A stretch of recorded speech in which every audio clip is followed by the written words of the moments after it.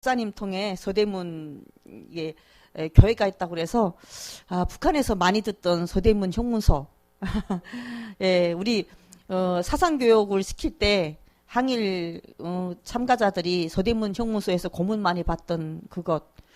서울이라 하면 서대문 형문서가 항상 마음에 떠오르고 했었는데 이렇게 다녀오진 못했었어요. 오늘 처음 정릉 쪽에 노원구 쪽에 제가 탈북민 목화 아파트랑 주공 아파트가 여럿이 있어서 거기로 다니면서도 여기는 못 가봤는데요. 오늘 또 이렇게 목사님께서 귀한 또 은혜의 자리에 인도하셔서 또 하나님의 절대기에 붙잡고 인도받게 되었습니다. 혹시 이 교회에 여러분 중에 탈북민을 만나본 분이 혹시 있으신지요? 있으신 분? 아이, 그래, 여러 분 되십니다. 실향민, 혹시 저 북에 고향을 둔 부모님이 혹시 계시는 분?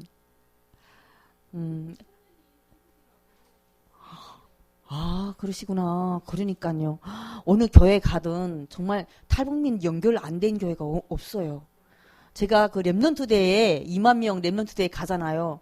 어마어마하게 사람이 많잖아요. 근데 3만 3천 명이 와 있거든요. 그러니 그 인원 중에 또 한 고불에 또 와 있다는 거잖아요. 그 탈북민 중에 그러니 어느 교회나 북한 사람 탈북민이 연결 안 된 교회가 없고 또 만나보면요 실향민이 또 연결 안 된 분이 없어요. 그래서 정말 한 고향 한 형제 같고 가족 같고요. 정말 저는 부모님 형제들 다 북한에 있는데 계시는데 전화도 못하고 만나뵐 수도 없는데 이렇게 만나고 보면 엄청 부모님 같고 이모 같고 언니 같고 너무 친숙하고요. 진짜 한 핏줄 이은 내 나라구나. 대한민국 국민의 영토에 저희 북한도 다 있더라고요. 그래서 한국에 정착해서 정말 대한민국이 지금까지 이렇게 부강한 대한민국가로 일도서기까지 저는 벽돌 한 장 쌓은 것도 없고 사반삽 한 것도 없고 대한민국이 있는 줄도 모르고요.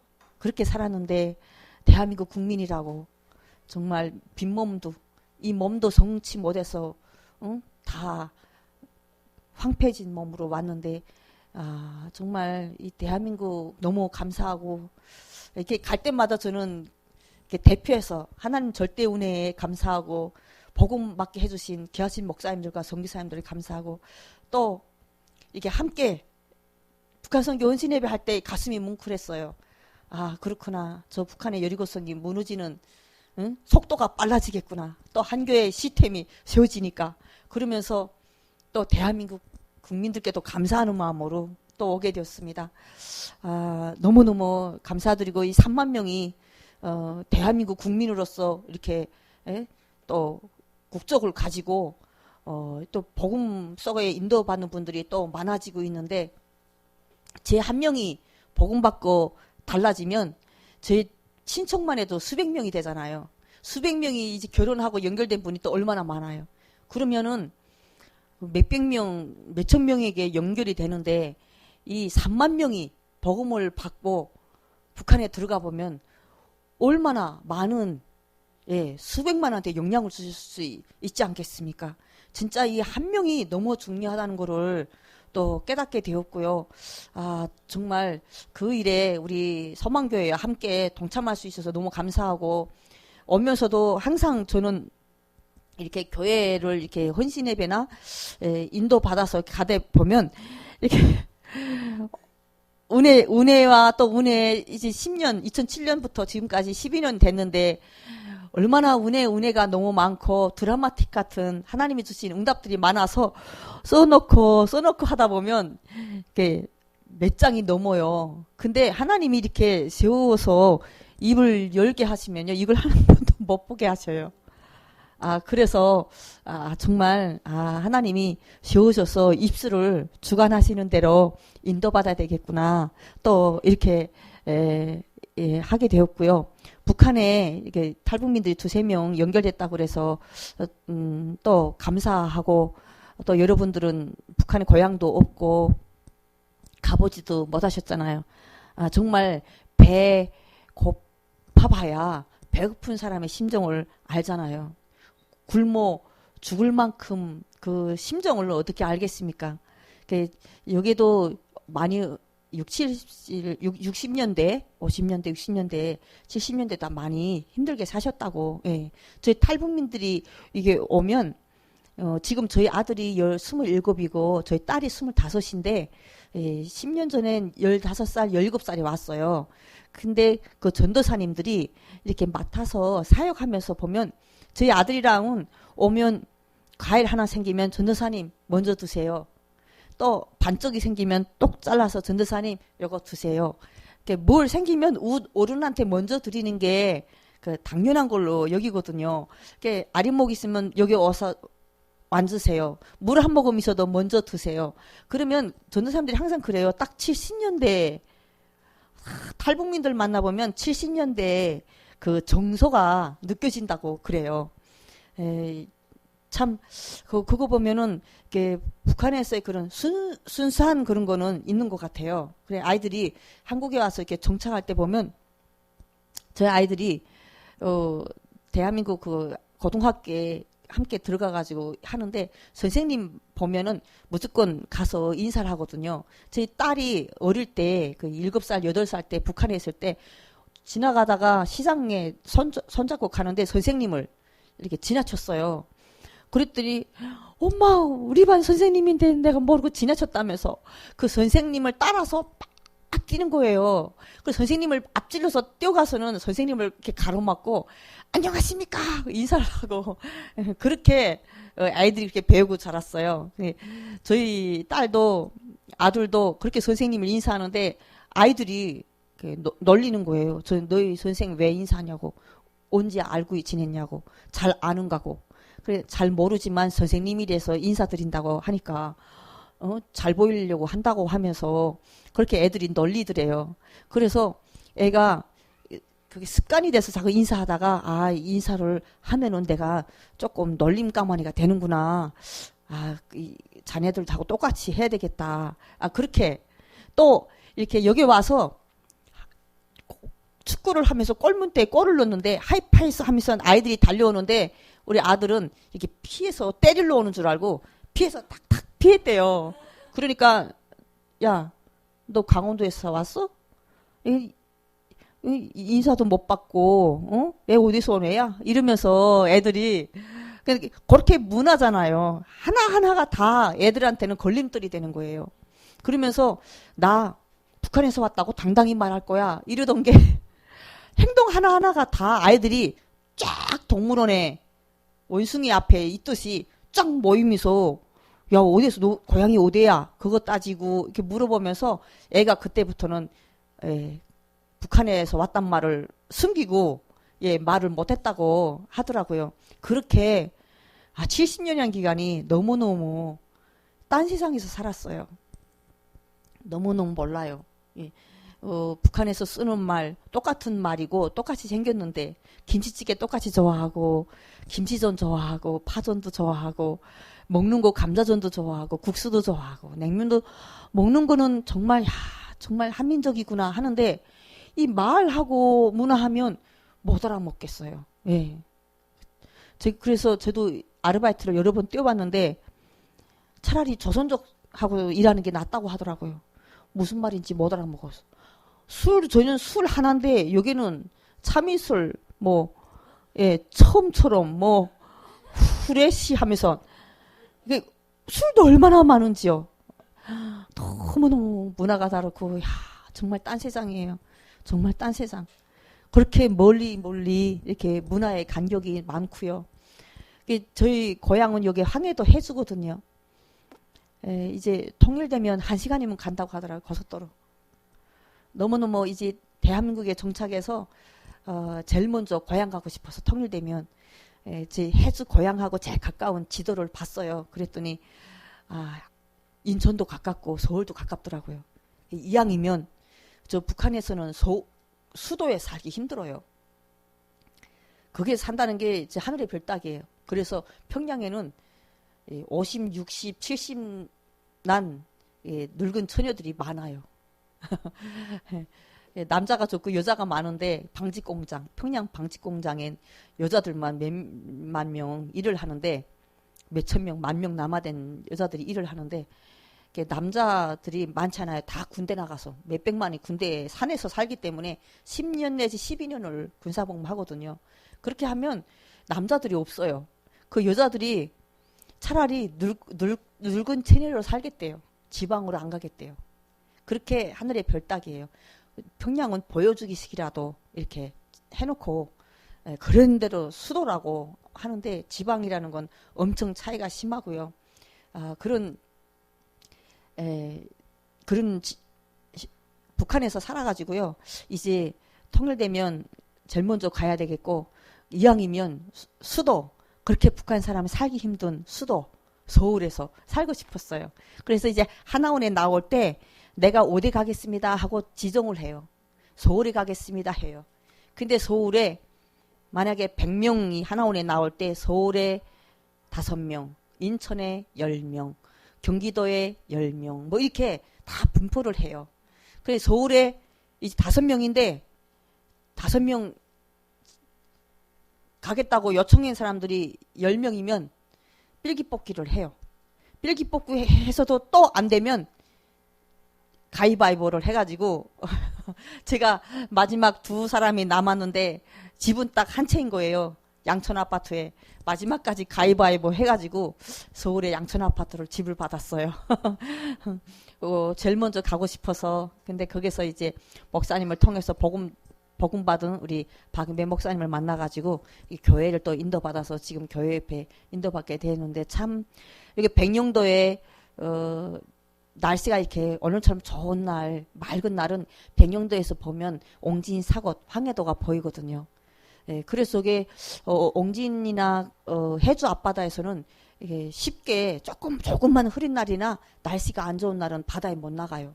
저희 오빠도 조그만 배를 멀거든요. 엊그제 그 오징어 배가 왔다고 그랬잖아요. 근데 그거는 김포 동해바다에서 오는 배라 오징어 배가 있어요. 저희 서해 바다는 오징어 바다도 이런 그런 잔멸치 이런 고기들이 많은데 저희 오빠도 배를 타가지고요. 혹시 저 배에 저희 오빠가 혹시 있지 않나. 뭐가 배가 넘어왔다 하면 혹시나 저기 오빠 하나 온 가족이 타고 오지 않았을까. 그렇게 눈을 빵긋 뜨고요. 귀가 정말 그게 집중을 돼서 부모님이나 혹시 오지 않았나 다시 되새겨보고 듣고 하고 합니다. 그 황해도 백령도에서 바로 보이는 그 황해도 해주에서 팔남매로 제가 넷째 그렇게 오빠 저희 위로 언니 둘째 언니까지 3번째 딸로 위에 또 오빠 있고 밑에 남동생 여동생 있고 팔남매 중에 제가 가운데서 이렇게 태어났어요. 식구 많아가지고요. 지금 엄마가 되고 자식을 키워보니까 어머니 사랑 참 아빠 사랑 그게 그립더라고요. 내가 참 정말 철이 없었구나. 지금 보니까 너무 자식이 많아서 아버지 엄마까지 하면 10식구잖아요. 밥상에서 저희 엄마랑 같이 먹은 생각이 안 나는 거예요. 그 8형제인데 4명은 학교 다니고 그 졸업하고 나면 항상 3명, 4명이 학교 다녀요. 그러면 책가방 기워줘야지, 덮버선 기워줘야지, 토끼 가죽 내라면 토끼 가죽 내야지, 꼬마기액 돈 달라면 돈 내야지. 엄마가 항상 그 아이들을 챙기느라고 밥을 같이 먹은 생각이 안 나는 거예요. 참 지금 둘도 힘들다고 하는데 참 어머니 사랑을 더 이렇게 가슴에 느끼고 이렇게 보게 되면 참 너무너무 더욱 그리워지는 그런 부모님인데요. 해주에서 태어나가지고 1살에 태어났는데 얼굴 보지도 못하는 할아버지가 분홍이었대요. 분홍.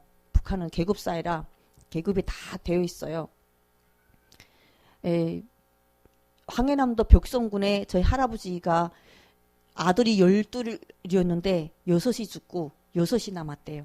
그 6명이 다 장정 노력이니까 땅을 뚜지고 밭이 좀 많은가 봐요. 그런데 지주는 자기 일을 안 하고 소작을 쓰는 게 지주고 분홍은 자기도 일도 하고 소작도 쓰고 그게 분홍이에요. 그 지주는 그반 다 죽였고 그리고 분홍도 다 죽이되 몇 명을 내놨어요. 한두 명씩 정치 교양 대상으로. 우리는 이런 사람도 죽이지 않고 교양해서 쓴다. 함께 간다. 사회주의 건설 함께 한다. 이런 식으로 분홍들은 처단도 하며 죽이기도 많이 했지만 살려준 사람도 있어요. 저는 분홍이었는데 이력서에가 잘못 지주로 되어졌다는 거예요. 그래서 저희 아버지가 해주 사범대학을 졸업하시고 역사교원으로 이렇게 발령을 받으시다가 이게 이력서가 다 4분의 8점까지 다 깐단 말이에요. 그게 드러났대요. 그래서 제가 1살 때 추방이 됐어요. 장방 지질탐사대원으로 이렇게 추방이 됐는데 북한에서 제일 어려운 기업이 일자리가 탄광, 광산, 그다음에 그 탐사대. 탐사대는 365날 산에서 살아야 돼요. 시추를 뚫고. 그래서 저도 학교를 졸업하고 아빠 탐사대원이니까 저도 탐사대원이 돼야 돼요. 아버지 부모님이 농장원이면 자식들도 무조건 농장원이 선택할 여지가 없어요. 저희도 탐사대원이니까 저도 탐사대. 그래서 500기, 500m 땅을 그거 500기라고 그래요. 시축이. 350기. 항해남도 벽성군에는 동니켈을 탐사했어요. 시축이 뚫려서 그 암석을 캐가지고 그거를 분석해가지고 조사과에 보내서 분석해서 동니켈이 그 군사에 많이 쓰는 그거를 이렇게 하는 데서 일을 하다가 어느 날 그 평양 유경호텔 지금 105층 그 호텔 걸조조립을 하는 어느 21살 처녀가 걸조조립을 다 마칠 때까지 땅에 한 번도 안 내려왔대요. 어떻게 대소변도 보고 어떻게 살았는지 모르겠어요. 그렇게 21살이 그렇게 했는데 그 영웅칭을 받았다는 거예요. 21살이. 근데 제가 가정이 그렇게 추방돼 가지고 입당을 못하고 아버지가 입당도 못하고 오빠가 그렇게 입당하려고 군대 나가려고 그렇게 노력했는데도 못 나갔어요. 86년에 제가 졸업했는데 80년도 90년도 그때까지 그 엄청 혈통을 많이 따지고요. 군대 마음대로 못 나갔어요. 혈통 안 좋은 사람들 안 내보냈어요. 그래서 저희 오빠도 군대 못 나갔거든요. 남자라고 생각하면은 무조건 군대 나갔다 오고 입당을 해야 장가 가는데 첫 번째 조건이 돼요. 그게 입당 안 한다고 군대 못 나가면 어찌 보면은 반쪽짜리 사람인 거죠. 그리고 남자들은 무조건 군대 나가야 돼요. 고요서라도 군대 나가야 돼요. 못 나갔어요. 언니도 공부 잘했는데 대학 못 가시고 아버지도 뭐 윤장수라 해서 저희 아버지가 윤영준인데 윤장수 1밖에 모르신 분이었는데 입당 못 하시고 그러니까 제가 어릴 때부터 항상 부모님이 이불 속에서 한탄하시는 걸 들으셨어요. 요번에 입당하려고 했는데 못했다고 항상 못했다고 자식들한테 그거를 물려주려고 생각하니 가슴 아프다 이런 말을 계속 들어가지고요. 어릴 때부터 사춘기 때부터 제가 계속 내가 어떻게나 입당을 하고 영웅이 돼서 우리 가문의 신분을 바꿔야겠다. 아버지 엄마를 계속 제가 다른 팔남에 있는데 제가 유독 부모님의 그 아픔이 나의 아픔으로 된 거예요. 계속 그걸 다짐하고 노랫소리처럼 내가 항상 그랬어요. 난 입당하고 영웅이 돼서 아버지 엄마 기쁘게 할 거야. 우리 신분을 바꿔놓을 거야. 우리 가정이 왜 이렇게 살아야 되냐면서. 그런데 그 소리를 딱 들었어요. 105층 유경호텔 걸조조립 끝나고 21살 처녀가 영웅이 됐다. 맞다. 내가 갈 곳이 저게다. 그리고 제가 탄원을 했어요. 돌격대, 청년 돌격대. 청년 돌격대는 군대하고 똑같아요. 완전하게 군대처럼 명령으로 살고 명령으로 중대, 소대, 대대 막 이렇게 나가고 모든 게 명령으로 일해야 되는 거예요. 무보수납 같아요. 돈은 없고 그냥 일만. 근데 거기 가서 거반 혈통이 안 좋은 사람들이 거반 올라와요. 입당을 많이 하지요. 죽는 사람도 많고 허약 걸려서도 죽고 사고로 많이도 죽고 일단 목숨은 다 바쳤다고 가는 거죠. 제가 19살에 그래서 평양에 올라갔어요. 3만 거리, 3만 세대 통일고리 그게 돌격대로 가서 450명 저희 대대가 자원개발부 대대가 450명이었어요. 전국의 자원개발부 산하 지질탐사대에서 한 명씩 뽑아가지고 대대를 모아가지고 그 대대가 21층 아파트를 짓는 거예요. 근데 그 아파트 짓는데 기계가 없어요. 거반다 등짐으로 지고 날랐어요. 2016년도에 평양 남포 고속도로 건설을 마쳤다고 하더라고요. 북한에서. 근데 그 고속도로에 저희가 갔던 그런 청년 돌격대원들이요. 운전기지 하나도 없이 기름이 있습니까? 뭐가 있어요? 마대에다 다 지어날라가지고요. 그 고속도로를 완성했대요. 그래가지고요. 지금 거짓말 같잖아요. 제가 동탄에서 살았는데 동탄에 그 지금 신도시가 동탄에 살다가 인천에 왔는데 동탄의 신도시가 어마어마하게 몇만 명이 지금 세워지게 어마어마하게 세워지는데 사람이 안 보여요. 기계만 보이고요. 자, 대단하다. 제가 건설판에서 일했잖아요. 대한민국 대단하다. 대단하다. 도로 건설하는데 사람이 안 보여요. 기계가 왔다 갔다 하지. 대단하다. 대단하다. 그거를 발 디딜 자리도 없이 북한의 젊은이들이 그걸 전 날르면서 한단 말이에요. 그래서 지금 조선혁명박물관에 덧 깊고 덧 기운 마대가 전시되어 있다고 그래요. 그 젊은이들이 그 마대로 등대기 다 피멍이 들면서 그리고 곡괭이가 달아서 곡괭이가 날이 다 없어졌대요. 그거를 전시해놨다고 하더라고요. 이렇게 피 끓는 청춘들이 나라를 세웠다고. 저도 항상 피 끓는 청춘을 조국에 바치자 그렇게 외치고 살았어요. 총폭탄. 내 육신이 총폭탄이 되자. 지금 이슬람 그 자살 폭탄을 하잖아요. 그게 우리가 항상 외치고 살았어요. 예. 육폭탄. 우리 육신이 폭탄이 된다는 거예요. 어릴 때부터 그렇게 살았어요. 그래서 이렇게 사랑이라는 말도 못 듣고 살았고요. 부모님한테도 사랑이라는 말 해보지도 못했어요. 참말 그거 보면 참 너무나도 가슴 아프고 지금 한국에 와서 저희 남편하고도 10년이 됐는데 지금 사랑한다, 사랑해요 이런 말을 처음 지금 쓰고 있습니다. 너무너무 10년이 걸리더라고요. 10년. 못 해봤어요. 사랑이란 단어 생각이 안 나요. 오직 충성, 맹세, 육폭탄이 돼서 철천지 원수들을 뭐 처물리치자, 소멸하자 맨날 그런 구호고 정말 나에 대해서는 돌아볼 새도 없고 그렇게 정치 선전 수단으로 그렇게 살았고요. 북한에서 그러잖아요. 어떻게 저렇게 굶어 죽으면서도 한번 시위투쟁 한 번 안 하고 그렇게 살아가냐 이러잖아요. 야, 참 대단한 거죠. 북한엔 김일성이 그래요. 복숭아라고 하면요. 복숭아 씨는 당이라고 그러고 살은 인민대중이라고 그래요.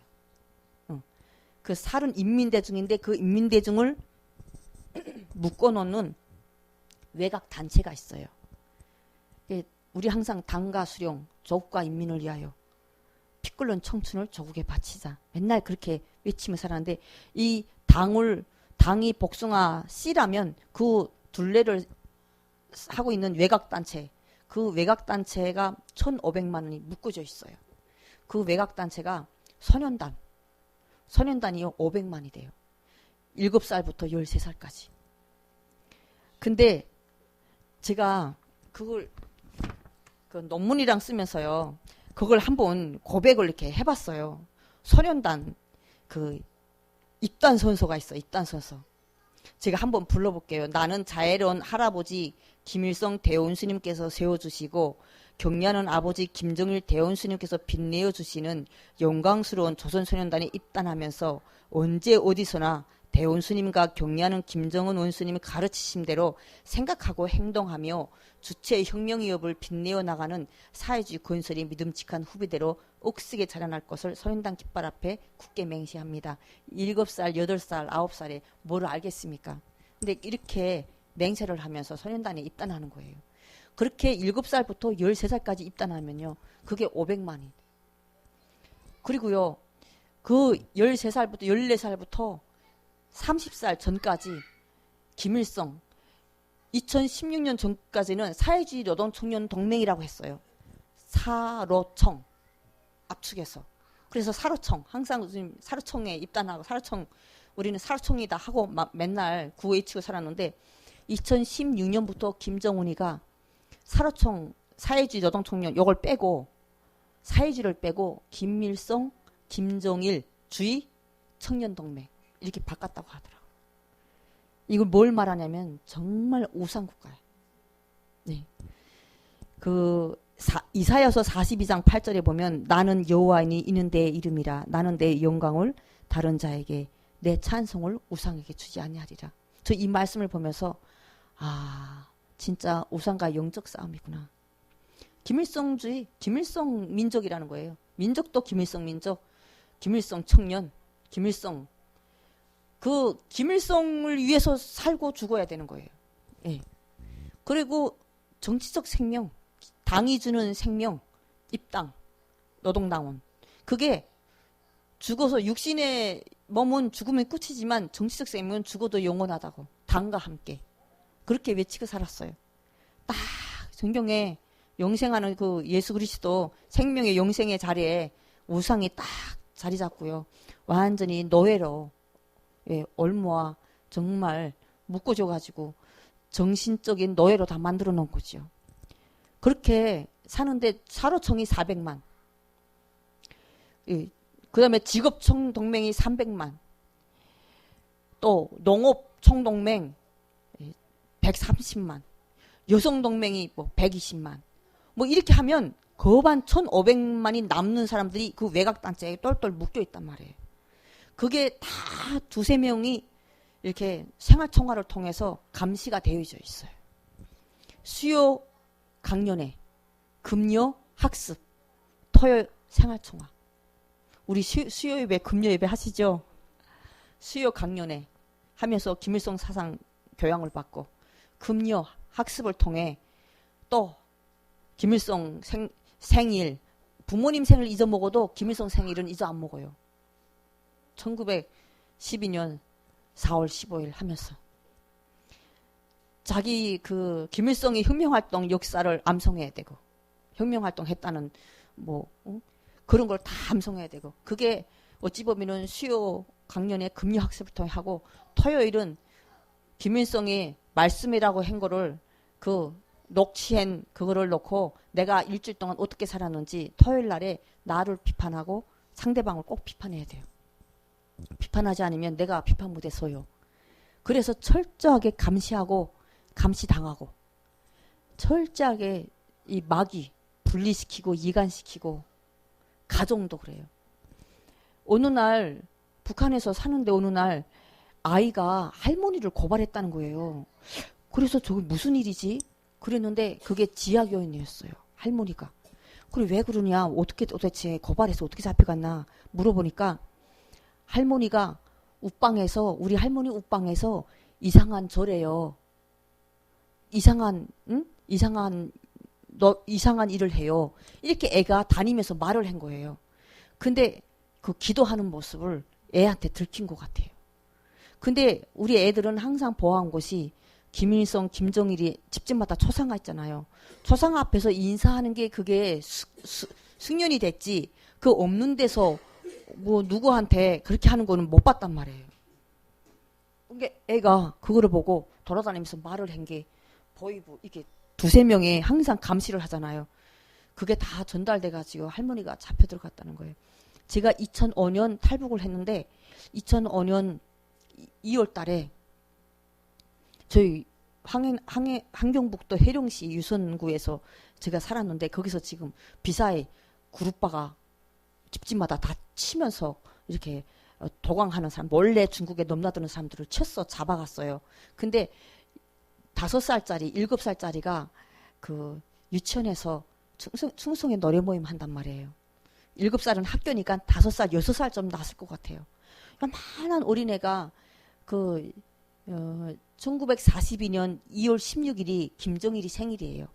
그러니까 2월 16일 되기 전에 한 달 전부터 충성의 노래 모임을 연습해야 돼요.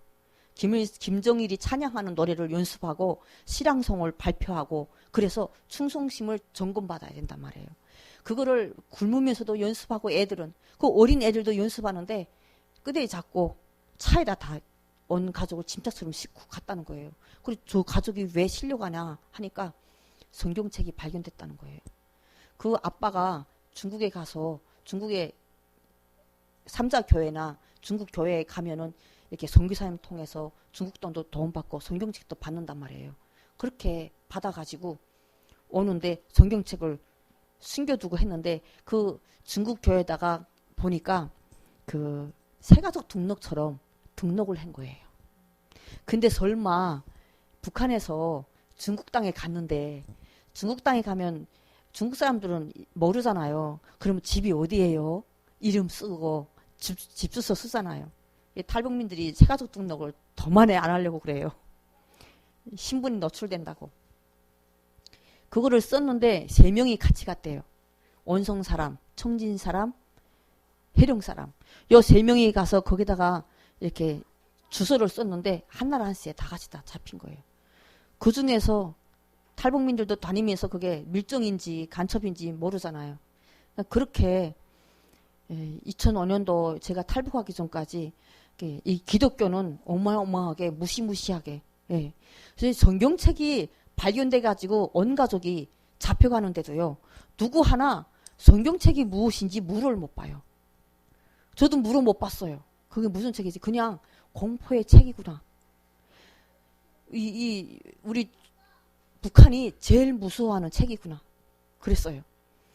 근데 그 땅에서 제가 그렇게 무섭게 그렇게 살면서도 이 나라를 위해서 나라 민족을 위해서 영웅이 되겠다고 평양까지 가서 돌격대에서 3년을 일하면서 그렇게 열심히 해도 입당을 못하게 되었고 어느 날 제가 깨닫게 됐어요. 20살, 1살 때 입당을 하고 영웅이 되는 것도 일 잘하면 다 영웅이 되는 게 아니라 정치 선전 수단의 한 방법이구나. 한 명을 모델적으로 만들어가지고 교양 대상으로 쓰려고. 왜냐하면 추방 대상의 가족에 딱 한 명만 입당시킨다는 거예요. 그때 알았어요. 저희 남편 가족도 추방이 됐는데 형 한 명, 시형을 딱 입당했거든요. 근데 왜 입당을 하냐? 온 가족이 입당을 안 시키면 완전히 철저하게 북한을 배제하고 어느 날 전쟁이 일어나면 총불이 되겠잖아요. 근데 한 명을 입당시키면 감사합니다. 고맙습니다. 그냥 얼마나 감지덕지 하겠습니까? 그 가문에서 입당한 사람이 한 사람 나왔으니. 그래 얽매이는 거예요. 교양 대상으로 한 명씩. 그렇게 한다는 걸 어렴풋이 제가 알게 됐어요. 그러면서 입당하는 게 이게 꿈을 다 포기하게 되었고 한경북도 해령에 있는 남편을 만나가지고 시집을 가게 됐어요. 그때가 94년도였는데 그때 7월 8일 날 김일성이가 사망하면서부터 우리 북한에서 일명 고난의 행군 미공급이 시작되었고요. 어마어마하게 굶어 죽었죠. 미도 안 지을 겁니다. 양반도 3일 굶으면 울바자를 넘는다고 하잖아요. 굶어 죽어요. 얼마나 교육을 받았는지요. 배급을 먹고 살았는데 몇 년 동안 배급을 안 주잖아요. 그 배급표가 이렇게 차고 넘치잖아요. 그러면 이거 다 안 주고 오늘만이라도 배급 줄까 해가지고 배급소에 줄을 서서 굶어 죽고 쓰러지면서도 그 배급소에 줄 서고 있는단 말이에요. 저도 배급소에 줄 서고 있는데 그게 1년, 2년, 3년, 4년, 5년, 6년 그러면서 굶어 죽고 제일 많이 굶어 죽은 게 어르신들하고 아이들이 제일 많이 굶어 죽었어요. 그때 어르신들이 누워서 하는 말을 들었거든요. 길거리에 가면 그냥 쓰러져 누워 있으니까. 그러면 외종 때도 이렇게 안 죽었어 하더라고요. 아무리 뭐 36년간 그렇게 살았다 해도 이렇게 길거리에 그냥 이렇게 안 죽었대요. 그럼 할아버지 어찌려고 그런 말씀하세요? 그러면 나야 좋은 날도 살아봤지 않냐. 어르신들이 그러시더라고요. 너네가 참 불쌍하다. 외종 때도 마음대로 다녔다는 거예요. 이렇게 묶어놓고 그냥 한 자리에서 굶어 죽고 이렇게 안 죽었다는 거예요. 처에게 굶어 죽었어요. 집집마다 비어 있고요. 호구조사 다시 해야 될 정도로. 장마당에 가면 죽은 시체가 그냥 너저분하게 쌓여 있어요. 그러면 헝겊지로 이렇게 가려놓고 시체 전담반이 있었어요. 시체 전담반. 그 시체 전담반들이 와서 트럭에다 다 싣고 가서 이렇게 묻어버리고 직파했다더라고요. 우리 때 너무 많이 죽으니까 이렇게 관도 없이 직파한다는 직파. 땅에다 그냥 묻어버린다. 땅에다 와 그냥 묻어버리고 그렇게 많이 죽었어요. 저도 그 왕복 60리 저희 유선에서 해령까지 왕복 60리예요. 그거를 이렇게 20km, 30km 메고 뛰었어요. 뛰어서 애기 1살짜리 이렇게 눕혀놓고 저지 불어나면 그 옥수수밭에 떠들어가서 저 짜버리고 그 다음에 뛰어서 가서 팔고 옥수수나 잎살 그거를 1kg 내지 2kg를 벌어요. 그러면 그거 사가지고 와서 한 점씩 죽을 쏘가지고 1살짜리 저 때는 애를 이렇게 먹이곤 했어요. 그렇게 먹이면서 그렇게 살았는데 참 강성대국이 다음에는 오겠지. 그러면서도 내 나라 제일로 좋아. 이 노래를 부르고 살았어요. 물을 봐도 내 나라 제일로 좋아. 하늘을 봐도 내 나라가 제일로 좋아. 참 그렇게 하면서 살다가 어느 날 그 남편이 알코올 중독에 걸리게 됐어요. 정말 정신 환자가 돼야 살아남을 세상이에요. 저 땅은. 맑은 정신에는 못 살겠는 거예요. 이 남자들은 술로. 그러다 나니까 그게 정신적인 충격에 저희가 남편을 북한에 있을 때는 술이 밉나 남편이 밉나 술이 밉지. 그러면서 살면서도 그 알코올 중독을 이해를 못해서 싸우고 피투성이 싸움으로 살았거든요. 죽으라고 우리 온 가족이 하루 먹을 식량을 술을 한 번으로 다 바꿔 먹잖아요. 알코올 중독하면 외상을 또 먹어요. 먼저 갖다 먹으면 그거 저는 죽으라고 그렇게 하면서 물어다 주고 정말 그게 우리 박윤배 목사님도 외상 술 알코올 중독 아버님 밑에서 살아서 저하고 똑같은 그걸 경험하셨더라고요. 고통스럽죠. 정말 그렇게 하다가 피투성이 싸움하다가 두만강에 뛰어들게 됐어요. 더 이상 못 살겠더라고요. 예, 뭐 나라 민족을 위해 영웅이 되겠다 했는데 나라 민족은 둘째고 내 가족도 못 지키고 못 살리겠더라고요. 인간의 한계. 제가 7살부터 11살까지 17살, 11살부터 17살까지 기계체조를 했어요. 기계체조를 하면서 저희는 축구장도 여기는 잔디잖아요. 저는 축구장 이렇게 잔디를 보면요. 막 나이가 50인데도 뒹굴고 싶어가지고요. 막 그게 몸이 막 움직여요. 근데 저는 쑥비례 땅에 그냥 땅바닥에 막 뒹굴고 그랬어요. 저희 처녀 선생이 얼마나 악독한지 돌입전에 막 시키는 거예요. 그러면 땅바닥에 머리를 찍기 싫어서 악을 쓰고 훈련하는 거예요. 그렇게 훈련을 받으면서 엄청나게 훈련을 받으면서 나름대로의 육신의 건강을 자랑하고 살았는데 끊임없이 그 고난의 행군, 굶어 죽는 속에서 저는 필승의 과제가 자식들을 굶겨 죽이지 않는 게 필승의 과제였어요. 그렇잖아요. 부모님, 내가 못 먹고 내가 쓰러져 있는 거, 내가 죽는 거는 아무렇지 않은데 내 눈앞에서 새끼가 굶어 죽는다는 건 못 봐주잖아요. 그래서 그거를 필사적으로 하는데 그 남편의 문제까지 겹치는 게 제가 더 이상 이 땅 못 살겠구나. 아이 앞에서 피투성이 싸움을 더 못 하겠더라고요.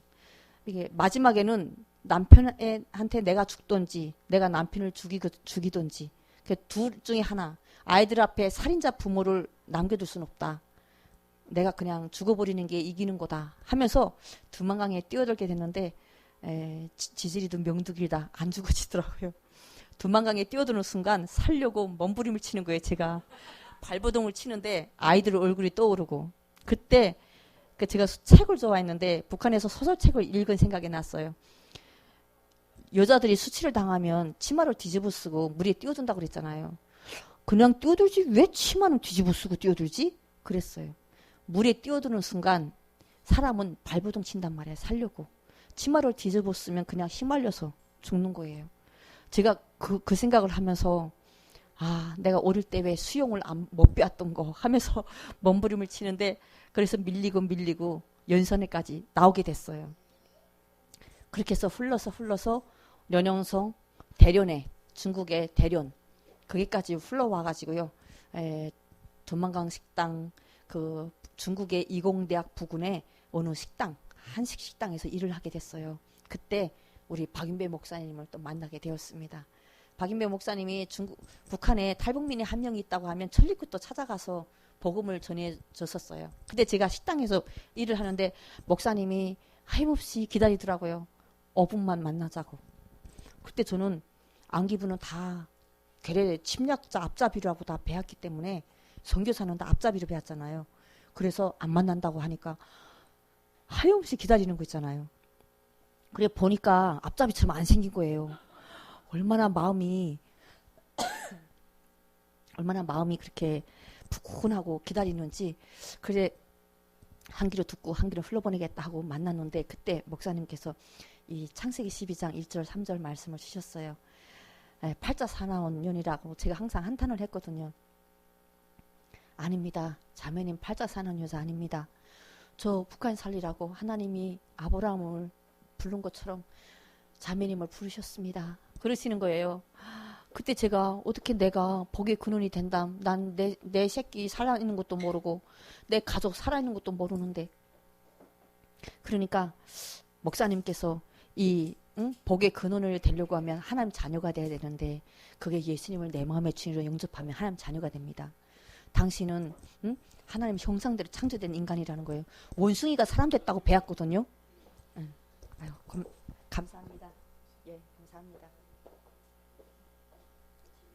제가 기관지가 안 좋아가지고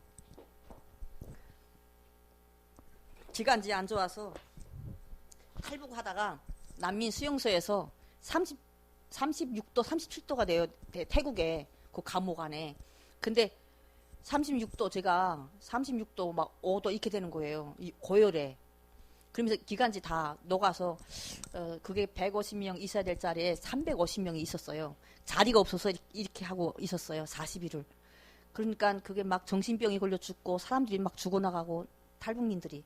근데 저도 죽어서 그렇게 막 쓰러지고 그럴 때 숱한 사람들이 불쌍하다고 이 여자 그렇게 살겠다고 아득바득하면 여기까지 왔는데 죽는다면서 그랬는데 하나님이 이 복음 때문에 살아야 될 이유가 있는가 봐요. 도망강에서도 하나님이 살리시고 고비고비마다 하나님이 살려줘서 그때 목사님을 통해 복음을 받았고요.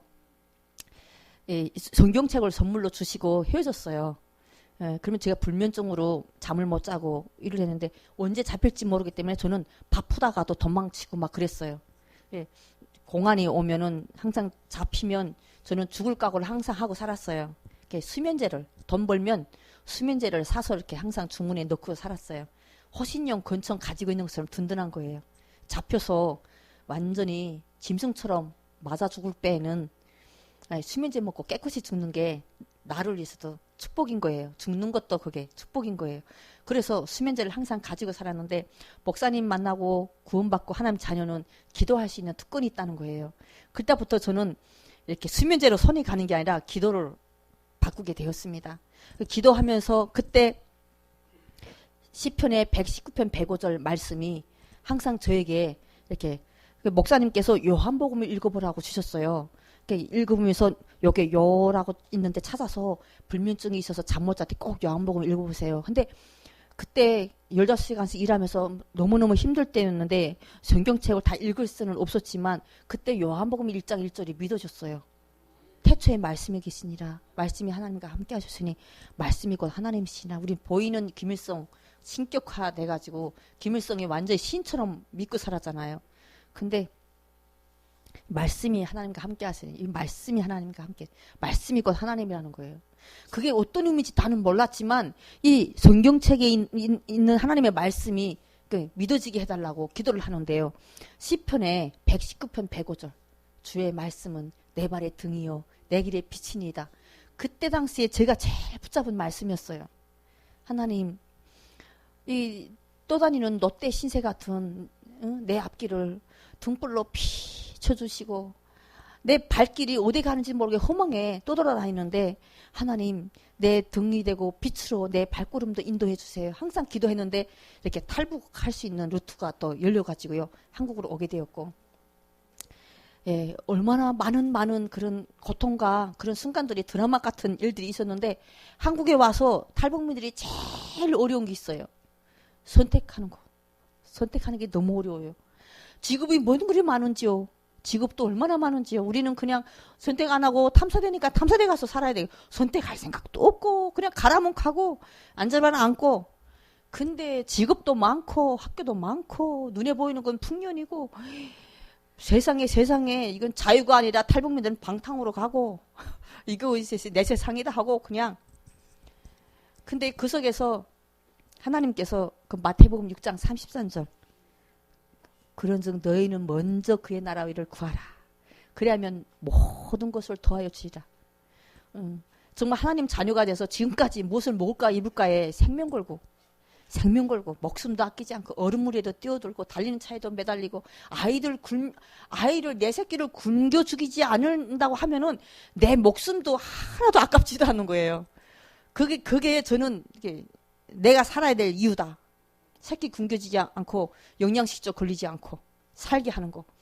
그랬는데 한국에 오니까 하나님 자녀가 됐는데 우리가 하나님 자녀의 제일 최고의 기도는 그의 나라와 의를 먼저 구하는 것이 구하지 않는 것까지 하나님 다 주신다는 거예요. 하나님 증인으로 소개해 주세요. 하나님이 정말 어떤 말씀을 붙잡는가 참 중요한 것 같아요. 말씀 붙잡는 대로 하나님 인도하시더라고요. 참 언약의 하나님, 신실하신 하나님, 거짓말 하실 줄 모르시는 하나님. 너무 그 하나님은요, 말씀 붙잡고 기도할 줄 모르고, 예, 성경 다 잘 모르지만 무식한 게 용감하다고 엄청 말을 많이 들었어요. 저보고. 정말 무식하게 용감하다고. 어디 신학교를 그렇게 가냐고. 적당히 믿으면 되지. 뭔 놈이 신을 배우는 학교에 그렇게 가냐면서 엄청 우리 동기들, 하나온 동기들, 같이 나온 탈북민들한테 욕도 많이 먹고 엄청 그랬는데 이 말씀이 먼저 그의 나라를 구하는 길에 제가 한국에 와가지고 이렇게 교회 수첩을 전도사 하면서 교회 수첩을 정리하는데요. 아이들이 성을 다 안 쓴 거예요. 그래서 왜 성을 안 씁니까? 우리 아이들도 그러면 우리 애들도 임평, 임윤인데 그럼 성을 안 쓰면 평, 윤 이렇게 써야 되는 거예요. 하고 물어보니까 글이 써야 된대요.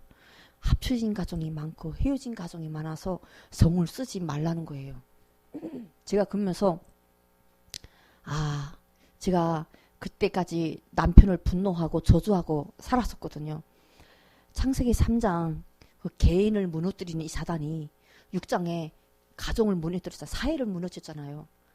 그게 지금도 진행형이구나. 이걸 깨달았어요. 우리 가정이 그 가정이구나. 그걸 하면서 하나님 복음 때문에 우리 가정이 모델적으로 쓰임받게 해주세요. 그때 우리 아이들 가정이 살아있는지 죽었는지도 모르지만 기도를 그렇게 하게 하더라고요. 그렇게 기도를 하는데 그 속에 저 죽일 놈의 남편 나를 두만강에 자살하게끔 물속으로 떠밀은 그 알코올 중독자 남편이 계속 가정 속 안에 그 안에 들어오는 거예요. 가정을 축복해 주세요. 기도하면 남편이 계속 떠오르는 거예요. 하나님 남편은 빼놓고요. 저 알코올 중독자 나를 그렇게 힘들게 남편은 빼놓고 우리 애들만요. 그렇게 기도도 그렇게 했어요. 그 어느 날 그 2007년도 9년도 10년도 그때 주여 나의 삶 속에 항상 찬양이 불러질 때였어요. 그때 저도 아르바이트 1시 2시까지 치킨집에서 아르바이트하고 터벅터벅 쥐눈값이 날리는 그 깜깜한 밤에 터벌터벌 오다 나면 제가 절 보면 너무 불쌍한 거예요. 참 다른 분들은 한국에 와서 시집도 잘 가더만 참 매너 좋고 한국 분들은 뭐 차문도 열어주고 의자도 열어주고 우산도 쓸어주고 제가 학교에 신학교 가서 어느 정도 비는 그냥 맞고 뛰어다녀요. 아니 우산 평생을 우산 없이 살았는데 요 거리를 무슨 탁 접고 탁 아유 그거 그냥 뛰면 되지. 그러면 달려가면 옆에 있는 전도사님들이나 신학생들이 여기는 한국입니다. 여기는 대한민국입니다. 하면서 우산을 씌워주는 거예요. 그러면 아차 북한이 아니지 대한민국이지. 고맙습니다. 참 매너도 좋으시다. 남편 천상 여기 수십 년을 살아도 남편한테 한번 우산 한번 못 받쳐봤는데 엄청 매너도 좋으시고 얼마나 말씀도 연하게 하시고 부드럽게 하시고 참 한국에 와서 멋지게 이혼해버리고요. 남편 재판 이게 합의 이혼이 안 되고 탈북민들은 재판 이혼이 돼요. 북한을 갈 수도 없고 다 헤어졌잖아요. 이 영원히 못 가는 현장이잖아요. 그러니까 재판 이혼으로 이혼이 돼요. 저 오자마자 남편 제거해버린다고, 저 죽이려면 남편 다 제거해버리고, 하나님, 재판소를 나가는데, 하나님, 멋있게 살겠습니다, 이제. 매너 좋은 한국분 만나가지고, 멋있게 살겠습니다. 안 기쁜 거예요. 그러면서도, 하나님 하면서 나왔는데, 계속 기도시키는 거예요, 하나님이. 주여 나의 삶 속에 이 찬양을 부르는데, 얼마나 감사한지요. 근데 인간 사랑을 넘어 하나님의 사랑을 알게 하셔서 할 때는요, 다 가슴에 회개가 되는 거 있잖아요. 남편은 빼놓고 옆말이 자꾸 떠오르는 거 있잖아요. 하나님, 저 죽으려면 남편을 항상 기도가 안 되는데, 하나님, 제가 하나님 자녀가 되게 맞다면 저희 입술도 하나님 주관해 주셔서 기도 속에 있게 해달라고. 하나님, 저를 정말 인간 사랑을 넘어 하나님 사랑 보게 해주세요. 십자가 사랑. 내가 죄인 되었을 때 내게 그리스도의 십자가에 못 박혀 죽었나니, 정말 그리스도 십자가 보혈의 피, 갈라디아 2장 20절, 내가 십자가 못 박혀 죽었나니 이제 내가 사는 것이 아닌 내 안에 그리스도가 사는 것이라. 내가 육신 가운데 지금 사는 것은 지금 나를 사랑하사 나를 위해 십자가에서 물과 피를 다 쏟으신 예수 그리스도 믿는 믿음 안에서 사는 것이라. 하나님 앞에 제가 목사님이 기도합시다 해서 영적 기도를 따라 한 적이 있잖아요. 제가 그때 다시 하나님, 나는 죄인입니다. 진정으로 하나님 앞에 고백하는 시간이었습니다. 회개. 그 믿음에는 회개가 따라옵니다. 정말 다락방 회개 안 한다고 하는 게 아니라 정말 믿어지면요, 날마다 말씀의 거울 앞에 회개가 되어지고 참회가 되어지고, 예, 하나님의 뜻을 구하는 정말 그 예수님의 기도처럼, 네, 그 기도가 되어집니다. 그 기도가 되는데요, 어느 날 1년 반 만에 남편이 오게 되었습니다. 그래서 아들이 오게 되었고, 예, 딸도 남편하고 함께 이렇게 오게 되었거든요. 그 남편이 오는군요. 이게 절반이 술풍에 걸려가지고요, 머리 절반, 팔다리 절반이 다 못 쓰는 거를 15살 딸이 부축해서 왔단 말이에요. 이 대한민국에 몸이 성해도 취직하기 힘들고 이런 사이에 반신불구가 왔단 말이에요. 얼굴이 팅팅 부어가지고. 그때 제가 또 한 번 절망이 되는 거예요. 좀 멀고 해가지고 휘쭉휘쭉하면 나한테 웃음이 오는데요. 죽음의 겁에서 왔잖아요. 그래도 절 만나러 온다고요. 아편을 지고 왔더라고요. 잡히면 이 먹고 죽는다고. 딸한테는 너네는 아이들은 죽이지 않으니까 죽으나 사나 죽음을 선택하지 말고 살아남아라 하면서 자기는 죽음을 각오하고 왔다 하더라고요. 그렇게 왔는데 그게 한 번에 고쳐지나고요. 술, 담배가. 참 영적 싸움에, 어마어마한 영적 싸움에 그 고난들을 겪게 했어요. 신앙생활은 영적 싸움이라 했잖아요. 에베소 6장 12절. 우리의 싸움은 혈과 육의 싸움이 아니라고 했잖아요.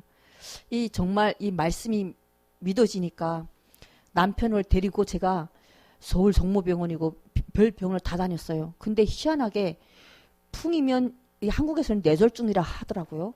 근데 뇌졸중이 맞다고 하면 MRI 찍으면 놈이 나와야 되는데 안 나오는 거예요. 아무리 데리고 다녀도 진단이 나와야 이 불구자인데 장애 등급을 받던 뭘 기초수급을 받던 하잖아요. 절반이 벌벌 기면 다니는데 안 나오는 거 있잖아요. 그때 제가 머리에 영적 싸움 하는 하나님 사인이구나. 이제부터 이 사탄아 도전한다. 나는 이제부터 병원 안 간다. 그러면서 남편을 놓고 그 다음에 하나님 앞에 내려놓고 그때부터 영적 싸움을 하게 됐는데, 그때 우리 그 학교에서 말씀 실현팀이 있었어요. 그 말씀 실현팀에 계속 그리스도께 집중하는 그런 훈련이 있었어요. 그래서 제가 엄청난 하나님이 그 남편의 그 영적인 문제, 가정의 영적 문제, 아들, 딸이 정착하면서 힘들지 제가 정착해야 되지. 레포트란 말도 모르면서 배우면서 하는데 남편 정착해야지. 그래, 가족이 어찌 보면은 여자가 먼저 와서 남편을 데려온 거는요, 유일성의 축복이에요. 다 남편이 먼저 와서 가족을 데려오지 여자가 와서 죽이려면 남편들을 안 데려온다는 거예요. 북한 남자들 남전협이 강하거든요. 앉아서 물 떠와라, 뭘 떠와라, 앉아서 대접받아야 되고, 그게 엄청 강해요. 안 데려온다는 거예요. 근데 하나님이 정말 저희 가정이 기도한 대로 모델적으로 저희 가정을 그 현장에 가족이 함께 겪으면서 정말 그 영적 싸움의 그 실체를 하나님 보게 하시려고 남편도 데려오게 하시고 아이들도 데려오게 하시면서 이렇게 정착을 하면서 정말 그리스도께 집중하는 시간표, 그리스도 바라보는 시간표, 예. 정말 그리스도 각인뿌리 체질되는 시간표로 인도하셨거든요. 그 영적 싸움을 하면서 그 남편의 문제가 정말 나를 하나님 앞에 세우는 도구로 하나님이 쓰시는구나를 깨닫게 되었고, 정말 그 요셉의 고백처럼 형님들은 나를 바란 게 아니라 하나님이 많은 생명을 구원하려고 먼저 보냈습니다. 그 고백이 저에게도 고백이 되어지면서 저희는 서로가 상처가 많아가지고요. 남편의 번호에 이름도 없었어요, 서로가. 남편은 저를 1번 이렇게 하고 저는 남편의 그냥 표시를 하나 해놓고 이름도 서로 안 쓰고 저주로운 이름도 서로 안 부른대요. 그렇게 원수같이 살았는데 어느 날 남편의 이름 앞에 나의 축복님으로 바뀌게 되었습니다. 서로가 이렇게 바뀌면서 남편도 너 믿는 예수, 당신 믿는 예수 난 믿어야 되겠다. 이게 저를 너무나 잘 알잖아요. 꺾이면 꺾이지 구부들지 않았거든요. 최선을 다해서 할 건 한 다음엔 남편이 이해해야 되는 거예요. 그걸 못하면은 너 죽고 나 죽고 해봤거든요. 그렇게 강하던 당신이 어떻게 나긋나긋 해줬냐면서 이야 참 하나님 위대하시다면서 당신은 하나님 없으면 절대 안 된다면서. 근데 제가 인간아 너나 내나 하나님 없으면 절대 못 산다. 제가 당신 예수 믿어야 된다. 예수 복음 전하고 같이 예수 믿고 당신 믿는 예수 나도 믿어야 되겠다. 그러면서 복음 안에 들어오게 되었고, 남편이 여기 한국에 와서도 알코올 중독병원에 몇 번 갔었어요. 몇 번 갔는데 그때마다 당신은 하나님 자녀야. 알코올 중독병원에 수백 명이 입원돼 있고 수많은 70%가 다 버린 사람들이라는 거예요. 그래 사람들이 그 알코올 중독병원에 가면은 지옥 같대. 지옥을 경험하는 것 같대. 이렇게 다 묶어놓고 그 금단이 일어날 때 고통스러운 걸 몽땅 묶고 이렇게 알코올 해속을 시킨단 말이에요. 그때 지옥 경험을 한다고 하더라고요. 남편이 그때마다 너는 당신은 하나님 자녀야. 그리스도 삼직을 계속 그 종이마다 이렇게 적어줘가지고요. 근데 어느 날 이틀 3일을 이 마귀가 술마귀가 떠나면 안 재우는 거예요. 그 남편이 너무 고통스럽다고 너무 고통스럽다 이럴 때 제가 그 그리스도 삼직 카드를 기도 카드를 그 환자복 주머니에 넣어준 적이 있어요. 그때 남편이 입술이 열어서 한번 읽으려고 하니까 입술이 안 열려진다는 거예요. 그때 A4 용지가 이렇게 굴러다녔대요. 굴러다니는 A4 용지를 주워다가 그걸 썼다고 하더라고요. 그리스도를 쓰고 이게 태어날 때 보니까 종이에 쓴 게 있더라고요. 근데 나도 모르게 이렇게 평안한 잠이 들었다면서. 그거를 고백하고 한 번 체험했잖아요. 이게 정말 예수 이름이 이게 대단한데, 야, 이거 예수 이름 한번 고백하니까 이게 어둠이 또 나가는구나. 그러면서 이렇게 또 문제 생길 때마다 그리스도 선포하고, 그게 문제 생기면 이게 출근을 못 하잖아요. 그때 집에서 유 목사님의 그 구원의 길 메시지, 또 우리 박인배 목사님 구원의 길 메시지 행복으로 초대 딱 해놓은 거 있어요. 그거를 그 CD에다가 해서 녹음기인가? 거기다가 계속 돌리는 거예요. 근데 어느 날 남편이요, 그 녹음기를 배구자는 거예요. 살고 싶다고. 하나님 살려주세요. 그때 제가 참 가지가지하네. 녹음기도 배구자고. 그 알코올 중독병원에 데려가잖아요. 그러면 윤 목사님 틀어라! 그래요. 그러면 아멘! 하면서 윤 목사님 메시지를 들어요. 그러면 그 메시지 들으면서 병원도 가고. 그런데 어느 날 그러는 거예요. 야, 정신이 좋다. 탈북민들이요, 이게 고백을, 이게 영원히 행복하다는 말을 표현을 잘 못하니까 정신이 좋다 하는 거예요. 내 영혼이 잘된과 같이 범사에 강건한 그 은혜를 맛보는 거예요. 최근에는 남편이 헌틀 깨고 새틀 갖추자. 얘틀 깨야 되는데 헌틀 깨고. 지금 남편이요, 이렇게 새벽 예배가 이게 지금 되어져요. 그래 새벽 예배 나와가지고 새벽 예배 학원 1시간 뛰어요. 지금 지금 1시간을 뛰는데 그때 제가 이렇게 차량 운전, 제가 새벽기도 차량 운전 하는데 월요일 날, 화요일 날은 안 해요. 이 2번을 제가 남편하고 같이 뛰어요. 딱 새벽 예배 가고 와서 딱 눕고 싶은데 남편이 한 15kg 뺐어요. 그 운동을 한 6개월 지금 하면서 그럼 야, 당신을 통해 나는 육신적으로 하나님 단련하라고, 지금 시간표인가 보다. 여보 같이 가자 하면 뛰는데 뛸 때마다 헌틀 깨고 새틀 갖추자 헌틀 깨고. 제가 막 웃음집이 흔들흔들하는 걸 참으면서 저건 무슨 소리지 저건 무슨 소리지 하다 보니까 당신 무슨 구호를 외치자 했더니 목사님이 말씀했잖아. 근데 그 단어가 난 딱 생각나는 거야. 그래서 나는 헌틀 깨고 새틀 갖추자. 그 헌틀 하면 벌써 난 딱 나오잖아. 답이 나오잖아. 그러면서 마음과 생각 뭐 그 말씀 강단 말씀에 선포되면 다는 모르지만 단어 하나를 딱 자기 나름대로 기입하고 그거를 묵상한대요. 그러면서 전번째는 습관을 따라했어요. 나의 습관, 복음의 습관, 나의 습관, 복음의 습관. 그럼 무슨 뜻이야? 예수님이 습관을 따라 기도하렸다 했잖아. 누가복음 22장 36절, 39절, 46절 말씀이었어요. 예수님이 겟세마네 동산에서 십자가에 매달리기 전에, 돌아가시기 전에 그 피가 땀방울이 될 정도로 기도하시면서 내 원대로 마옵시고 아버지의 원대로 기도하시잖아요. 그러면서 습관을 따라. 습관은 좋은 습관은 좋은 열매를 맺고 나쁜 습관은 나쁜 열매를 맺는다. 심은 대로 거둔다. 무엇을 심겠냐? 너희 습관은 무엇이냐? 하면서 점검해봐라 했어요. 목사님이. 그러니까 나의 습관, 복음의 습관 하면서 그 습관이 그걸 놓고 묵상한대요. 그러면서 나름대로의 그런 언약을 붙잡고 기도하는 거예요. 그러면서 인도를 받아요. 그래 남편하고 이렇게 집안에서 가정에 복음의 포럼이 되어지면 흑암이 무너진다 했거든요. 어느 날부터 남편하고 복음의 포럼이 되어지고 딸하고 복음의 포럼이 되어지고 그러면서 저희 딸이 그래요. 지금 25살인데 엄마 하나님이 우리 아빠를 너무 사랑하시는 것 같아. 우리 아빠 엄청 잘생겼었는데 얼굴을 다 뒤죽박죽 해놓고 싹 뭉개놓고 하나님 앞에 무릎 꿇게 만들잖아. 그치? 그러는 거예요. 정말 그렇네.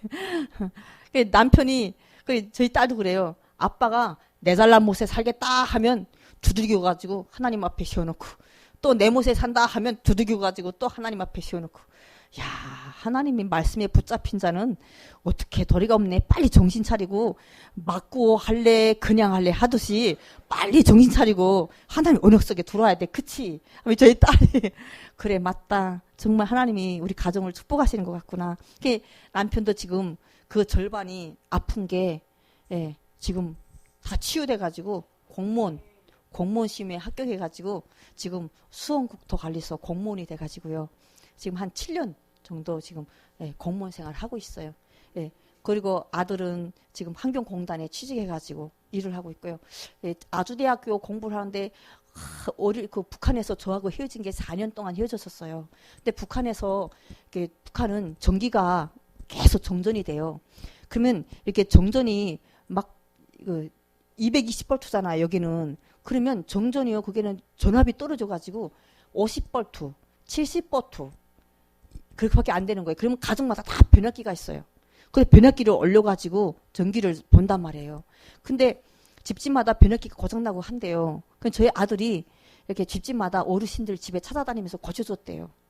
어르신들 아이들이 하나밖에 없는 집도 다 군대 나가고 둘 있는 집도 다 군대 나가고 어르신들이 혼자서 못 고쳤으면 아이들이 고치고 그러면서 기계에 엄청 이렇게 취미가 좋아요. 기계 만지는데 자기 기계 다루고 싶다고 아주대학교 갔는데 아주대학교가 가자마자 무슨 놈의 물리 공식을 풀고 화학 공식을 풀고 나는 기계 다루고 싶어 갔는데 아니래. 그러면서 취직하고 싶다 해서 취직을 했는데 그런 공단에 그런 하수도 종화조에 그런 일을 기계 다루는 일을 한다고 하더라고요. 제 딸은 고려대학인데 나는 북한과 남한을 다 경험한 복음 통일의 다리 역할, 브릿지 역할을 하고 싶다. 그러면서 지금 배우고 있고요. 하나하나 하나님이 복음 때문에 복의 근원으로 정말 너희 본토 고향과 친척 아버지 집을 떠나라 했잖아요. 눈물로 저 땅을 떠난 줄 알았는데 또 지금 최근에 계속 목사님께서 말씀 주시는 게 이스라엘 백성이 출애굽하는 게 문제가 아니라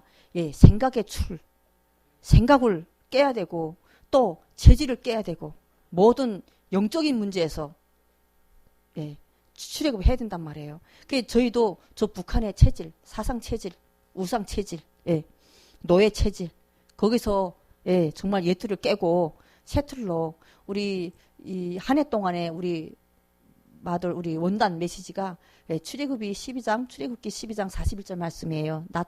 나는 출애굽한 여호와의 군대다. 430년이 노예가 끝난 출애굽한 여호와의 군대다. 하나님 자녀는 여호와의 군대, 영적 싸움에 파수꾼으로 우리 북한 선교 사명자들을 선발되고 파수꾼으로 부르셨다는 그런 천명을 하나님께 받았기 때문에 복이 될지라. 이게 복이라는 게 무엇입니까? 한국에 와서 어느 저희 교회 어떤 분이 저한테 물어보더라고요. 금방 신학교 1학년 때였어요. 근데 그분이 그때 너무 힘들어서 물어봤다는 걸 저는 그때 몰랐어요. 당신은 캠프 갈 때 행복합니까? 하고 물어보더라고요. 그때 제가 행복이란 조건을 한국 분인데다 대고 저는 집에 아무것도 없었거든요. 진짜 고지 보고 북한에서 쓰는 말이 있어요. 속자 막대기 휘둘러도 거칠 것이 없다고. 아무리 속자 막대기를 휘둘러도 거칠 것이 없게 아무것도 없었어요.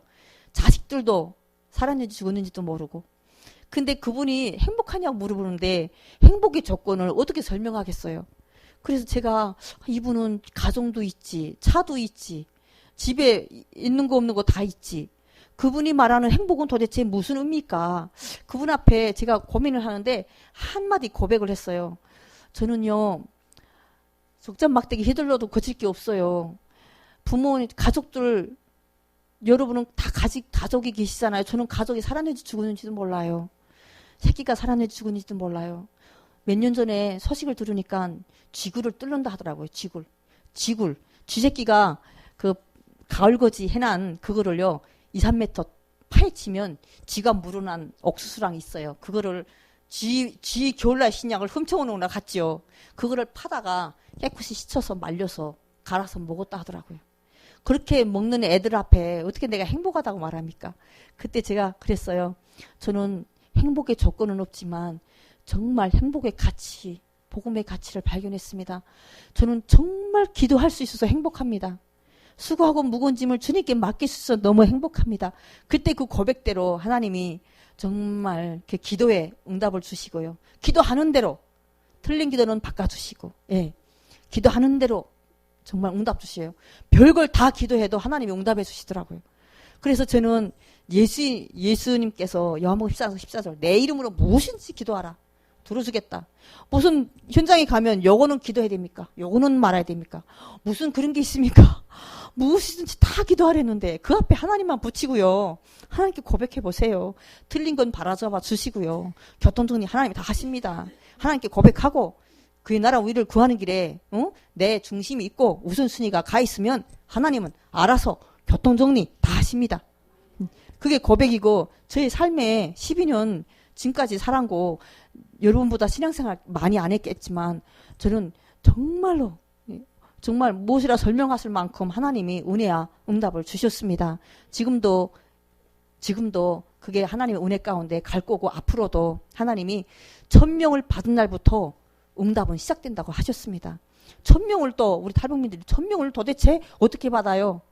오늘 강단 말씀에 붙잡으면 그게 1000명이에요. 교회 기도 제목이 나의 1000명이고 교회 강단에 선포된 하나님의 말씀이 나의 1000명으로 붙잡으면 그게 하나님의 응답은 시작됩니다. 그래서 저는 그래 평생 복의 근원 너는 북한 살릴 복이 될지라. 로마서 15장 29절 내가 그리스도의 충만한 복을 가지고 간다고 했잖아요. 그리스도 안에 지혜지식의 보화가 감춰져 있다고 그랬습니다. 그리스도 충만한 그리스도면 모든 곳 그거 다 가졌는데 저희 북한 선교도 신학생들이 지금 많아지고 15명이 되었어요. RTS 신학교에. 저 혼자였었는데 2007년도는 지금 15명 놓고 100명 이상을 놓고 기도하고 저 북한에 2,500만 살리 25만 전도제자 놓고 기도하고 100명 이상 신학생 놓고 기도하는데 신학생들이 많아지면 교회가 서로 다르잖아요. 사업상의 여러한 문제들도 있어요. 그때 유목사님이 어느 날 훈련 때 그 명태주라고 했거든요. 동태주라고 했어요. 개가 막 짖으니까 오늘 산에 등산 가다가 개가 짖으니까 그 명태 그거 개 줬다고 그러잖아요. 개가 잠잠해서 꼬리를 쳤다고 했잖아요. 그 생각이 떠오르는 거예요. 문제 생길 때 양보하는 거예요. 수용하고 초월하라고 했는데 복음 가졌는데 양보하고 그거 엄청 그 재미가요. 양보하고 그거를 배려해주고 하면 다음에는 그게 다 나한테로 오더라고요. 그게 혹시나 갈등도 있고 섭섭할 때도 있지만 그게 하나님이요 덤으로 채워주시고 그때 당시에 그래서 이 복음의 원네스 북한 선교에 우리 신학생들 놓고도 기도하면서 원네스 이게 임마누엘과 나와 함께 하시는 하나님 우리 함께 하시는 하나님이 이 원네스를 방해하는 건 무조건 사단이다. 원네스가 된다고 하면은 내 건 내려놓는 거는 그거는 하나님 앞에 최고 축복이다. 그거를 하나님이 체험하게 하셔가지고요. 지금 우리 15명 탈북 신학생들 3명이 안수받았고 탈북민들이 2명이 중국에서 안수를 받았어요. 그래가지고 안수를 받아서 거기서 사역을 하시다가 신분이 노출됐어요. 공안에 노출돼가지고 2명이 다 와서 RTS에 지금 연구원 다시 들어가서 훈련을 받고 있는데 하나님이 복음 통일의 문이 열리고 있는구나. 중국에서의 그런 훈련 받은 것보다 다시금 RTS에 올바른 20가지 전도, 성경적인 전도 신학이 확립되어 지금 그런 준비된 자 북한 우상에 완전히 절대 지구상의 사상의 강국이라고 하는 저 북한하고 우리가 싸워야 되잖아요. 근데 저 북한의 사상 그게 장점 있는 것 같지만 엄청나게 단점이에요. 그러니까 북한의 사상 가지고 수령 절대주의 사상인데 그거로 온 주민들을 정신적 노예로 만들었는데 그게 무너지는 순간이면 금방 무너지는 거예요. 그 지금 문화를 통해서 엄청나게 들어가고 있거든요.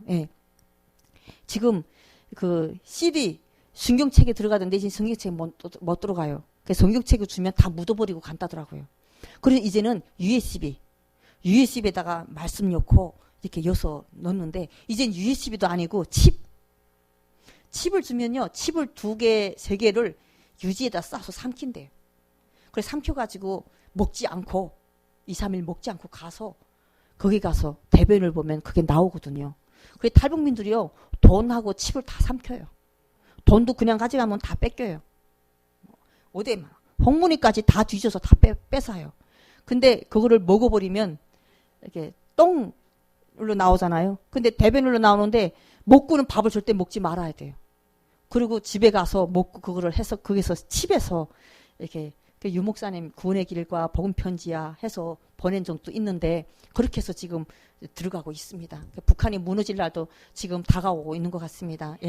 그리고 우리 신학생들 좀 넣고 기도하실 때 15명이 지금 안수도 받고 연구원 4명 있고 학부에 지금 5명 있고 또 예비 신학생도 있고 이렇게 준비되고 있습니다. 100명 신학생 준비되고 25만 전도제자가 세워져서 정말 2,500만 살릴 그 복음 통일을 하나님이 막으신 이유가 우리 다락방 30만이 산업인들, 제자들, 렘넌트들이 딱 북한을 놓고 완전히 산업도 북한 살릴 산업에 영적인 눈이 딱 열어질 때 하나님이 지금 열기 위해서 막아놓고 계신 것 같아요. 그때를 준비하고 지금 계시는 것 같습니다. 지금 통일의 눈도 어느 정도 지금 오고 있고 이제 올해 3월에 탈북엔 탈북자 청년이 있었어요. 강원도 해산에서. 그 지금 평택 용광교회 그 목사님께다 지금 연결을 시켰는데 그 탈북민이 말하는 게 지금은 제가 2005년에 탈북했는데 지금하고 완전히 달라졌다 하더라고요. 지금 뭐 김일성, 김정일 그냥 잡혀가기 싫어서 그냥 겉으로 지금 충성맹시하고 하는 거지. 지금 다 문화에 젖어들고 돈맛을 봐가지고 지금 돈이면 다 된다고 그러고 그리고 마약에 다 지금 젖어들고. 그래서 제가 금요일 날 이제 평택에 탈북민 가정을 하나 만나서 갔는데 제가 항경북도 해룡에서 당고기 국집에서 식당에서 제가 일을 했었어요. 그 당고기 국집 주방장 하던 분이 탈북해서 왕 거예요. 그래서 제가 만났어요. 갔는데 그땐 제가 하늘이었어요. 그분은 해룡시당 책임비서 버이부 부장 뚝 끼고 그냥 쭉 눕히면서 그렇게 하고 저는 거기서 하루 종일 일해가지고 옥수수 3kg 벌었거든요. 그렇게 살았는데 그분이요. 알코올로 딸이 자살하고 자기는 알코올로 다 무너지고 아들은 알코올로 북한에서 정신병원에 입원해 있고 또 지금 딸은 알코올 거래하다가 지금 한국에 감옥에 갇혀 있고 자기는 또 알코올로 이렇게 절반이 알코올 풍이 걸려서 지금 휠체어 타고 다니고 돈을 죽어라 벌어가지고 정말 사명이 없으면 타락하는데 방탕한데 쓴다고 그랬잖아요. 그래서 제가 예수 그리스도 영접시키고 돈으로 어떻게 살렸냐. 그 돈을 그리 열심히 저한테는 하늘이었는데 그 돈 벌어서 뭐 했냐고. 온 가족 무너지는데 다 쓰지 않았냐고. 그게 바로 21세기 선악과라고 마약이 그런다. 그거 가지고 순간의 쾌락이지 행복하지 않다. 하나님 만나 행복하다. 복음 전하고 영접시키고 교회 연결시키고 하나님이 이렇게 증인으로 우리 모두를 지금 쓰고 있고 탈북민 3만 명이 어떤 현장이든지 간에 하나님이 우리를 만나게 한 거는 복음으로 답줘서 정말 복음 아니면 살릴 수 없는 현장입니다. 탈북민 현장. 무엇을 목사님께서 그러시잖아요. 잘해줄수록 문제가 많고 문제가 커진다고 그러잖아요. 탈북민 현장이 더 그렇거든요. 정말 복음 전해주다가 어떤 때는 3일 복음 전하다 보면은 어제 말은 또 그리스도 오늘도 또 그리스도 나면서 나가고 교회 뛰쳐나가고 그러기도 해요. 근데 1년 후에 그때 말 계속 선포하고 각인시키던 그리스도가 정말 맞다고 그 복음 아니면 안 될 것 같다고 고백하더라고요. 그 복음이면 누구나 다 살린다고 그랬잖아요. 운명이 바뀌고요. 그래서 현장에 가면 복음만 전하면요. 하나님이 말씀에 반응하는 자 꼭 붙여주거든요. 그분에게 교회로 연결시키고 교회화되어지면 대한민국에 정착하는 건 순간입니다. 그러니까 교회에 정착시키세요. 교회에 정착시켜서 그래 저희는 탈북민들을 경기 2구역 탈북민 구역이라 하면 또 싫어하니까 이게 상처 있으니까 만져도 아프잖아요. 탈북민 싫대. 그러면 세토민 하자. 세토민도 싫대. 그럼 북한 이탈주민 하자. 북한 이탈주민도 싫대. 진짜 유 목사님께서 당신들은 북한 복음말 북한 선교 사명자들입니다. 아멘. 우리는 북한 선교 사명자다. 복의 근원이다. 강단 말씀 선포해주고 저는 경기 2구역 경기 3구역을 만들어가지고 탈북민들 구역을 만들었어요. 식당 봉사 체육경기 청소당번 모든 걸 구역 똑같이 이렇게 하는데 지금 적응하고 있고 구역장 부구역장 다 나와가지고 자기가 구역장 부구역장 됐다고 눈 안 보이던 탈북민이 80만 원 내고 안경을 껴가지고 자동차 면허를 따가지고요. 자기가 이제는 운전해가지고 온대요. 그러면서 차량 운전도 하고 조금씩 이렇게 변하고 있더라고요. 탈북민 현장 속에서 산업인들이 세워지고 영적인 눈을 연 현장의 선교사 사령관으로 세워질 때 하나님이 저 문을 열지 않겠나. 그 일에 우리 서망교회가 함께 쓰임받기를 바랍니다. 그래서 기도하시다가 어느 그 탈북민 현장에 개척하신 분한테 제가 이렇게 북한 선교를 놓고 기도하십니까 했더니 안 하신다고 하더라고요. 북한 선교 생각만 해도 부담되고 그건 하시는 분들이 하면 된다고 하시더라고요. 그래서 제가 목사님 그래도 돈도 안 드는데 우리 목사님 항상 돈도 안 드는데 왜 기도 안 하냐고 하시는데 기도하면은 옆에 있는 사람 보여집니다. 혹시 살려달라고 옆에 오는데 저 사람한테 가라고 보내겠습니까? 기도라도 합시다. 제가 그랬었는데 이게 서망교회 오면서 너무 감사했습니다. 기도하시면 옆에 사람 붙이면 다른 거 안 하고 복음 전해주면 됩니다. 복음 한번 전해주고 복음 받으면 나머지는 하나님이 하실 거고요. 교회 오든 안 오든지 간에 한 번만은 그리스도 이 생명의 복음을 들어야 되니까요. 그래서 당신은 저 북한 살려 영적인 아브라함이다. 복의 근원이다. 팔자 사는 사람이 아니다. 그리고 말씀의 파수꾼 계시록 3장 17절 말씀처럼 말씀의 파수꾼으로 이사야서 62장 6절처럼 기도의 파수꾼으로 불렀다. 저 가족 북한에 두고 온 가족을요. 기도도 못하냐. 기도하자. 그러면 그분들이 정말 영적으로 깨어서 기도의 파수꾼으로, 말씀의 파수꾼으로 세워지거든요. 예. 그래서 우리 함께 정말 북한 탈북민 선교사 한 명 이상 세우고 교회 문이 열릴 때 저 북한의 한 개 교회를 세우고 남을 만큼 우리 경제가 되어지고 가정이 되어지고 산업에 되어질 줄 믿습니다. 저 북한에 30만 개가 넘는 혁명 역사 연구실이 있어요. 우리 대한민국의 교회가 10만 개 됩니까?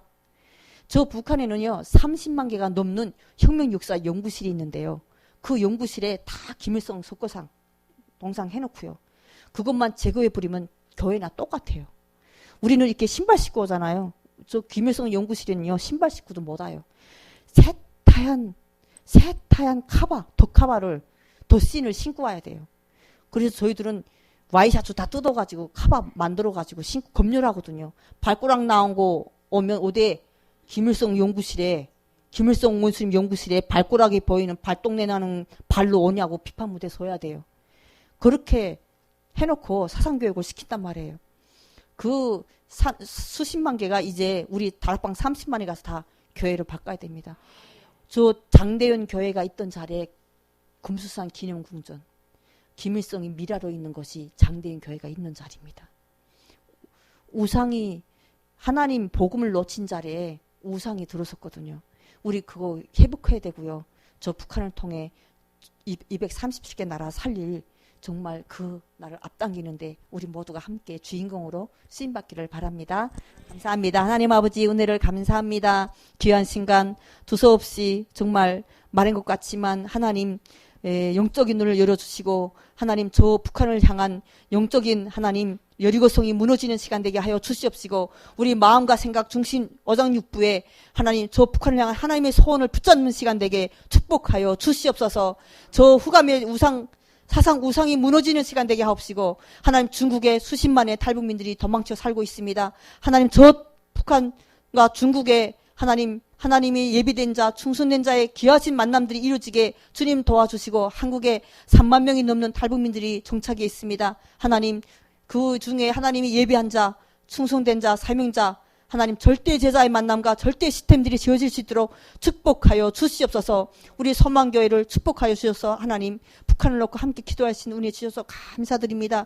귀하신 목사님과 사모님 귀하신 중지자분들과 장로님 하나님 사명자들과 우리 렘넌트도 축복해 주셔서 이 교회를 통해 북한의 교회 세우고 남을 만큼 하늘문을 열어주시고 빛의 경제 성기적 기업에 응답받는 장로님들 산업이 되게 축복하여 주시옵시고 모든 가정이 되게 하여 주시옵시고 교회 하나 세우고 남을 만큼 하나님 지금 기도에 영적 시스템이 세워질 수 있도록 축복하여 주시옵소서. 지금도 살아계신 우리 주 예수 그리스도 이름으로 감사하며 기도드립니다. 아멘.